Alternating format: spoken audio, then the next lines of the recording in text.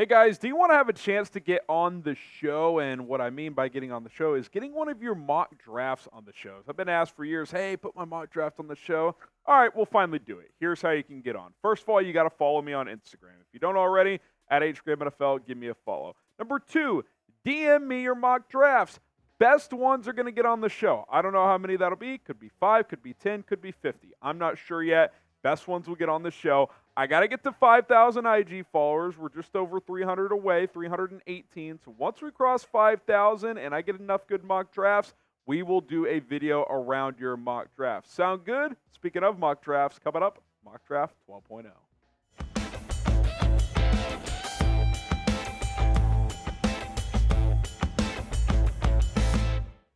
Yeah, it's actually 12.0. I can't believe it. Welcome into Chicago Bears Now. I am Harrison Graham. 12th mock draft. I mean, I don't think many other channels are doing 12 mock drafts up to this point, but just another reason to subscribe. We're going to dive right in here. Caleb Williams, sticking with him. Here's the number 1 pick in this mock. I think that's probably where the Bears are leaning right now. Things can change. We know that. But he officially declared for the draft a couple of days ago before the deadline. And we all know about Caleb Williams, his abilities. He's a dual threat, can make all the throws, yada, yada, yada. We don't need to beat that into the ground.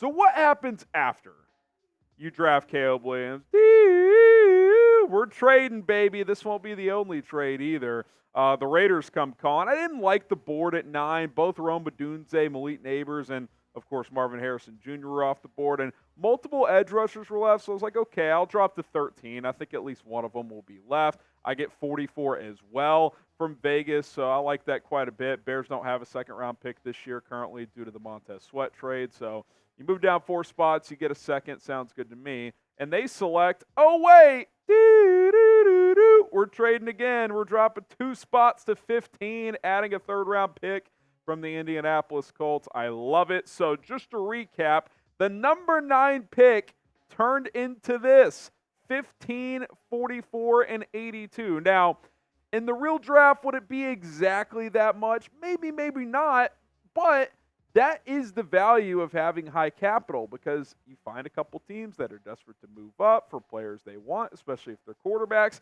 That's just the type of maneuverability having a couple of first-round picks can get you. And by the way, I did this without trading the number 1 pick. So I think that's worth keeping in mind as well. Okay, so Jared Verse, still on the board because when I was at 13, I still had Jared Verse and Leautu Latu on the board. So I was like, okay, I'll trade down a couple more spots. I get Verse, the edge out of Florida State, who was a bit up and down this year, started really well, finished very strong, though. And when you look at it, he's had 2 really good seasons at Florida State these past couple of years, 9 sacks in each season. TFLs were slightly down this year, but this is a powerful edge rusher who I think as a secondary guy opposite of Montez Sweat could take advantage of some one-on-ones. Now, the edge position, it sometimes takes guys a year to adapt to the NFL, so I'm not saying this guy's going to come in here and have 8 sacks as a rookie, but I think he would be a rotation guy at minimum right away, future starter, if not from day one. And after Montez Sweat, that edge position is lacking, so I think adding one in free agency or in the draft pretty high is going to make some sense. Guess what? We're doing it again. This one won't be loved by everybody, but I'll say this, man. If you can get a first-round pick for Justin Fields, that's pretty appealing. Now, I'm hesitant to trade him to Pittsburgh because that's a smart organization. But if you get a first-round pick, he goes to the AFC, and if you want to do him a solid by sending him to a good organization, I don't hate it. I know Ryan Poles got fleeced by Pittsburgh in the Chase Claypool trade. That was a disaster. But, again, if you're moving on from Fields and you get a first-round offer to you, that's kind of hard to pass up, right? Like, I think that's something you would have to consider. And, yeah, he might thrive there, but he'd be thriving in the AFC. So I'd be open to it for a first-round pick. I don't think I'd do it for Pittsburgh's second-round pick. I think I can find a higher second-round pick elsewhere. But I want to know for you guys, would you trade Justin Fields for a first-round pick? Type Y for yes, type in for no. I get it. There's a lot of people who don't want to trade Fields no matter what. I personally, I'll continue to say this whether you believe me or not, I have not made my final decision. I want to see what the offensive coordinator hire is first, and until that happens, I'm not making a final decision. But if it's a first-round pick, kind of feels like the decision gets a little easier, doesn't it? Type Y for yes, N for no, pin comment on today's video. So we make another selection here. 3 top 20 picks, man, by trading down from number 9. Brian Thomas Jr., the wide receiver out of LSU. A lot of focus is on Malik Neighbors, and rightfully so, but this guy is damn good as well. I mean, he put up huge numbers in that offense opposite of Neighbors. Almost 1,200 yards, 17 touchdowns, average over 17 yards per catch, and he's a big play machine, man. And he's built to be that guy. He's 6'5", he can fly. He's a little thin. He's about 200 pounds at 6'5", which isn't the thickest frame, but I think he could be a textbook number 2 receiver in the NFL, just like he was at LSU opposite of Malik Neighbors, whereas Neighbors probably has wide receiver 1 potential. Maybe Thomas does, but even if he doesn't, that's okay. You've got DJ Moore, so I like that frame, that play style, that vertical threat to put on the opposite side of DJ Moore. You get him at pick 20. I think the value is pretty damn good. Patrick Paul, as we get into round 2, the Houston offensive tackle. I know there's been a lot of buzz. Has Braxton Jones done enough to be the starter long term? I think he has. However, that does not mean you shouldn't add offensive line early in a pretty good offensive line draft. Gives you Braxton Jones insurance. At worst, he's a swing tackle. Maybe he's a guy who could kick inside at the NFL level. Nate Davis struggled at times this year. I just think it's a good value pick at a position where you still have needs there. You need depth, if nothing else. So I like this. Bring in a little competition at the offensive tackle position, and you could certainly do a whole lot worse than Patrick Paul at the 44th pick. All right, we do have a sponsor today. It is Prize Picks. Shout out to Prize Picks for sponsoring today's show. I am fired up for some divisional round football this weekend. I wish the Bears were playing, but they are not. But I'm still fired up, and I got a little 3-player entry that you guys can follow me on here. PrizePicks.com/CLNS, code CLNS to get signed up and get a deposit match up to $100. And you want to do that to get extra money. And hey, I think you're going to make even more money if you track me here. Josh Allen puts up big numbers against the Chiefs typically. I think he goes more on the passing yards. Give me the more on Dalton Schultz receiving yards. He's been cooking with C.J. Stroud. And I think Aaron Jones gets held somewhat in check by San Francisco. I just think if I'm the 49ers, I am trying to eliminate the Packers' running game. And even though Jordan Love's been really good, a lot of it's been due to the fact they've been able to run the football, make him be a drop-back passer consistently. And I think the Niners will have success. So give me the less on Aaron Jones rushing yards. 5 times your money on that entry with it being a 3-player entry. You can win up to 25 times your money on a 6-player entry. Take advantage. Get signed up today. PrizePicks.com/CLNS. The code CLNS gets you that deposit match that I mentioned. All right, Javon Bullard, the safety out of Georgia, who we've taken in a couple mock drafts. And listen, the reason I like taking a safety 2nd, 3rd round, depending on how these mocks fall, where the Bears are picking, I still think Eddie Jackson's a prime cut candidate. And he did not leave a great impression in that final game against Green Bay. Did not seem to be a willing tackler, not a fan of that.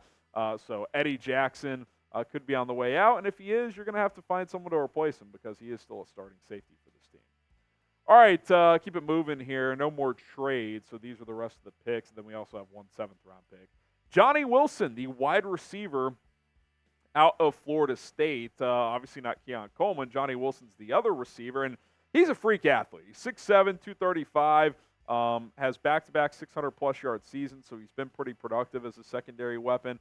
I wonder if he's like a wide receiver, tight end, flex type of player at the next level. I don't think he's going to block like a tight end, but an Evan Ingram type where you line him in line sometimes to run routes. You put him big slot to work the seams in the red zone, put him on the outside, throw some jump balls up. So I think he's going to be able to do some different things like that. And I just think this is kind of one of those value picks. Like he's sitting there here in the 3rd round. I think that's a player I'd be willing to take. And I think doubling, tripling up at receiver in the draft is certainly a possibility depending on what happens in free agency. For more NFL draft content throughout the offseason, hit the sub button. We got you covered here on Chicago Bears Now. I know some of you guys are going to be watching on our NFL draft channel as well, as we're posting this video over there. If you want strictly draft content for sometimes Bears covered, but just all of the NFL draft, hit subscribe on our draft channel as well. Okay, Audric Estime, the running back out of Notre Dame. Listen, this guy put together a monster season, and he kind of just reminds me of what Bears running backs are. Thick, powerful, like breaks tackles, wears defenses out. That's what he did this year for Notre Dame's offense. Averaged 6.5 yards per carry, over 1,300 yards, 18 touchdowns. He's a bruiser, but has enough speed as well. I just imagine teams trying to tackle this guy, 220, 225, late in seasons when it's in cold Chicago, these NFC North atmospheres. So I think he's a guy who could be an RB1 in the NFL, but if nothing else, a rotation guy. How about Mike Sanders still? Listen, this guy has had quite the career. I mean, he started at Michigan as a wide receiver, did some okay things. They moved him to DB before the 2022 season, learns the position. This year, kind of puts it all together. Now, he's certainly still raw. He's only played a couple of seasons there, but 6 breakups, 6 picks. They lined him up at nickel, safety, outside corner sometimes. I mean, he played all over the field. He was kind of the honey badger of their defense.